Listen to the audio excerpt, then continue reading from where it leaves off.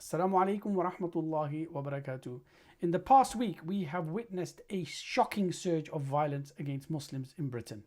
It is a historical fact that whenever there is a rise of nationalism or hatred of the immigrant or the foreigner, it is related and correlated to the failure of the political system in that land. And the political class, they benefit from this because it deflects the attention away from their failings, the failings of the politicians, the failings of the systems, and it deflects the blame to the immigrants and the foreigner. And we saw that when fascism, nationalism arose in Italy after the First World War, this was related to the failure of the economics and the failure of the political class to deal with the problems, and they directed this hatred towards the foreigner.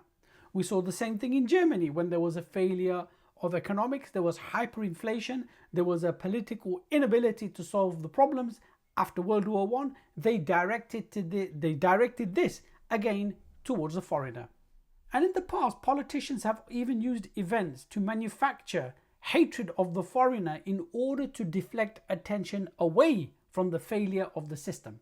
And we saw Margaret Thatcher do this in the 80s when she went to war over the Malvinas Islands with Argentina. That could very easily have been resolved diplomatically, but she insisted on going to war, and she took Britain to war against Argentina because at home she was facing a lot of problems. There was an economic problem, massive unemployment, and there was a lot of discontentment with her government. So she decided to deflect the blame to the foreigner. And this is not something new. Even William Shakespeare used this technique in his play in Henry IV, Part 1, Act 1, Scene 1, when he spoke about the problems at home, and he deflected the blame by going to war, going on the Crusades against the Muslims to take the attention away from the problems at home. So shaken as we are, so one with care, find we a time for frighted peace to pant, and breathe short-winded ascents of new broils to be commenced in strands afar remote. So the real enemy of the Muslims are not the racist thugs. They are being used by the system to deflect the attention away from them and onto us.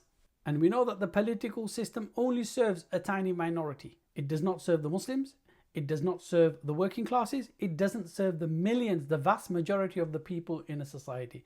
It serves the interests and protects the interests of a tiny elite. The war in Gaza, for example, is financed, supported and armed by the Western world. The Zionists are only used in order to fight this battle. So the troubles in the UK were created by the political class, creating the demonization of Muslims in order to deflect the blame away from the failings of the system.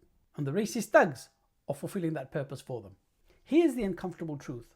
The reality is that Allah subhanahu wa ta'ala sent his messenger with the message to create peace and security on this earth, and we have failed in doing that. This is what is meant by the ayah in the Quran when Allah subhanahu wa ta'ala says, وَإِذْ قَالَ رَبُّكَ لِلْمَلَائِكَةِ إِنِّي جَاعِلٌ فِي الْأَرْضِ خَلِيفَةً. The angels objected to this, and Allah said, I know that what you don't know. Meaning that Adam alayhi salam and his progeny were there to maintain peace and order, because there will be disharmony, there will be problems, and there will be issues.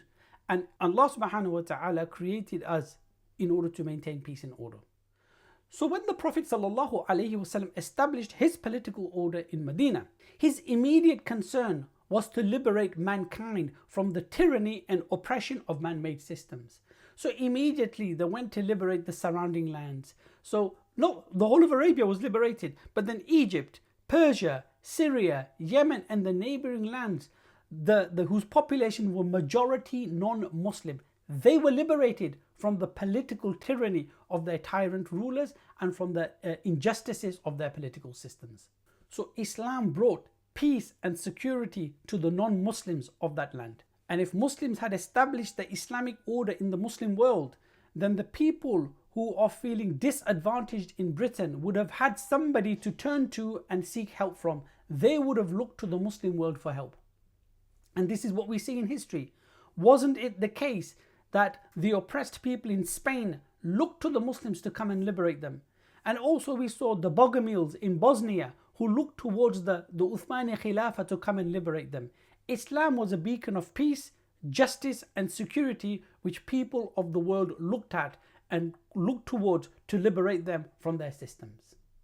So today, had we established Islam in the Muslim world, the working class and the people of the majority of the people in the West would have been looking towards the Muslims for liberation. And this is how Islam spread in the early days. The political authority of Islam created a climate in which the deen could thrive, not the other way around.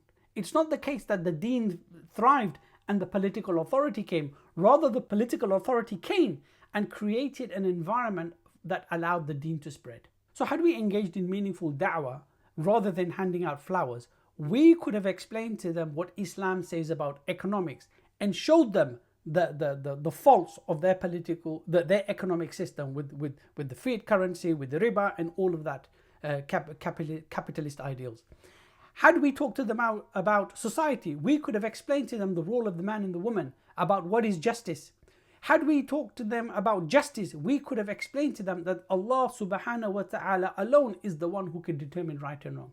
Had we spoke to them about all these aspects of society, we would have demonstrated to them that the culture of Islam, which is divinely revealed, addresses our problems and solves our problems in the correct way. And that the problems are caused in society because man thinks he knows better and he adds to the problems by creating new problems. So had we engaged in meaningful da'wah with the wider society, they may have a better understanding of what the causes of their problems are and maybe would have helped in reducing the ignorance that exists amongst the people. And they would have seen Islam not as a problem but as a cure. وصلى الله على سيدنا محمد والحمد لله رب العالمين. السلام عليكم ورحمة الله وبركاته.